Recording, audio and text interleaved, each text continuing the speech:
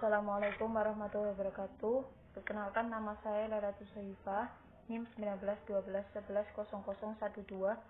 Di sini saya akan menjelaskan tentang sistem pengambilan nomor antrian di bank.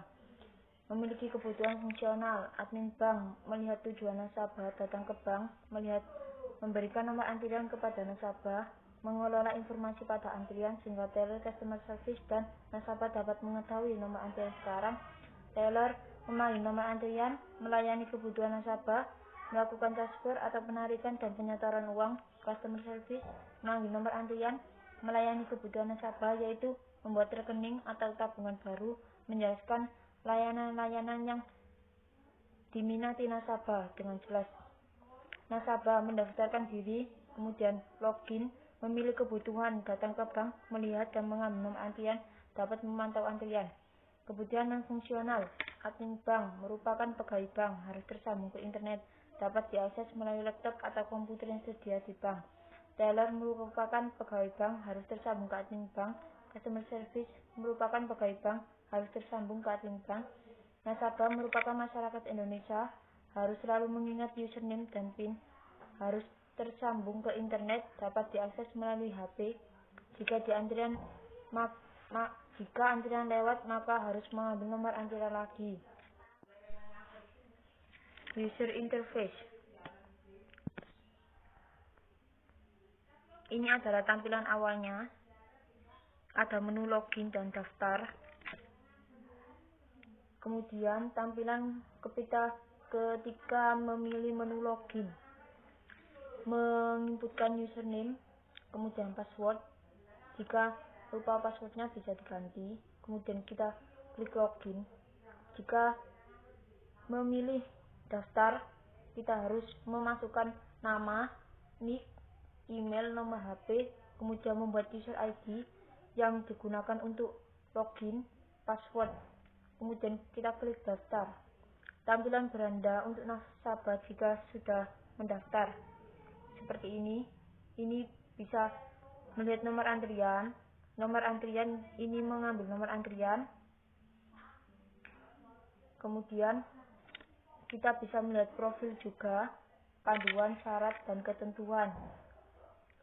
Kemudian tampilan ketika memilih nomor antrian, ini nomor antrian yang sudah diambil. Jika belum diambil, tidak akan ada nomor antriannya. Ketika tampilan memilih profil, ini akan tertera profil kita yang kita masukkan tadi, daftar. Ini panduan, berisi panduan menggunakan aplikasi, kemudian syarat-syarat dan ketentuannya juga. Tampilan ketika memilih ambil nomor antrian, ini kita dapat memilih tujuan datang ke bank itu tersebut, menuju ke teller atau customer service. Pilih salah satu, kemudian selanjutnya. Kemudian ini akan tertera nomor antrian keseluruhan. Yang merah ini nomor antrian yang sudah diambil, yang putih ini nomor antrian yang belum diambil. Kemudian kita klik ambil nomor antrian. Ini ketika memilih nomor antrian sekarang. Nah, ini antrian sekarang masih dipanggil, berada nomor 004. Jadi nasabah dapat memantaunya. Kemudian ini sama, ini untuk customer service-nya beda simbol, yaitu yang ini teller untuk A004, jika customer service itu B004. Kemudian jika berhasil mengambil nomor antrian, maka akan tampil seperti ini. Kemudian kita klik home untuk kembali ke beranda. Ini tampilan beranda untuk teller. Jadi untuk teller ini dapat melihat daftar antriannya, kemudian panduan, syarat, dan ketentuan. Ini nomor antrian sekarang A008. Ini kita klik panggil, maka akan ada suaranya. Kita lewati untuk menuju antrian selanjutnya. Tampilan jika teller memilih dasar antrian. Yang hijau itu tampilan nomor yang sudah dipanggil. Jadi kalau yang putih itu nomor antrian sekarang. Yang biru itu nomor antrian yang belum dipanggil. Kemudian tampilan beranda untuk customer service ini sama seperti teller. Panggil, ada menu panggil dan lewati. Tampilan ketika memilih daftar antrian sama. Tampilan beranda untuk admin. Nah, ini pengaturan, ada pengaturan, panduan, syarat, dan ketentuan. Ini adminnya bisa melihat menggunakan pengguna aplikasi itu. Kemudian petugas tellernya ada 3, CS-nya ada 3. Ini teller 1, jumlah antriannya 15. Jika kita klik detail, maka akan tampil seperti ini. Nah,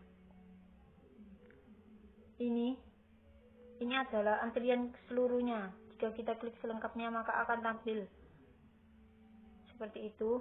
Sama tellernya juga.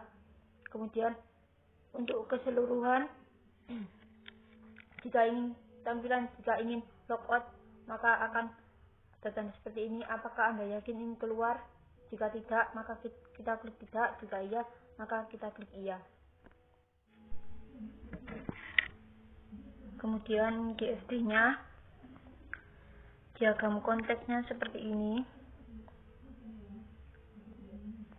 Nah, pertama nasabah ingin mengambil nomor, ini masuk ke sini, sistem pengambilan, kemudian diteruskan ke apakah nasabah ini ingin ke teller atau ke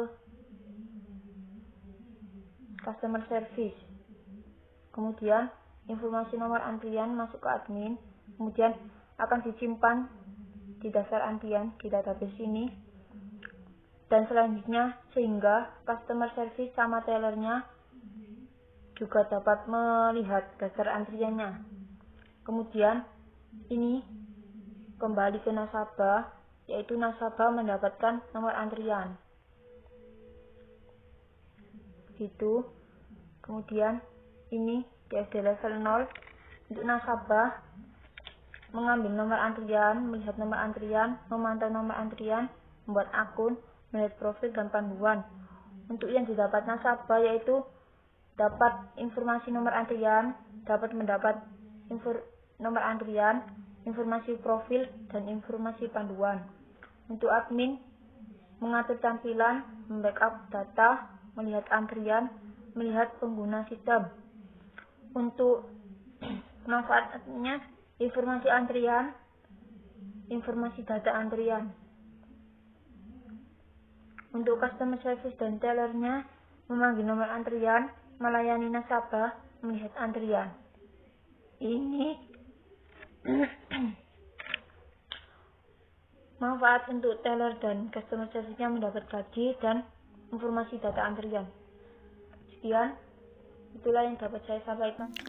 Analisa merupakan langkah awal yang harus ditempuh sebelum membuat sebuah sistem informasi, yaitu menganalisa permasalahan berdasarkan data yang diperoleh. Desain sistem merupakan langkah selanjutnya dari analisa yang harus ditempuh untuk menyajikan sebuah sistem informasi yang baik.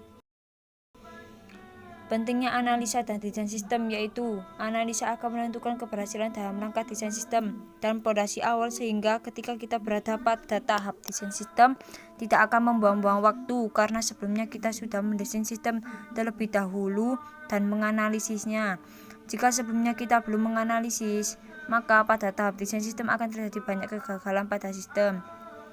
Macam-macam dokumen analisa yaitu kebutuhan fungsional dan kebutuhan non-fungsional. Kebutuhan fungsional adalah kebutuhan yang berisi fitur-fitur layanan yang disediakan oleh sistem untuk user. Kebutuhan non-fungsional adalah kebutuhan yang berisi kumpulan batasan-batasan, karakteristik, dan properti yang ada pada sistem, baik dalam lingkungan pengembangan maupun operasional ataupun atribut yang harus dipenuhi oleh sistem.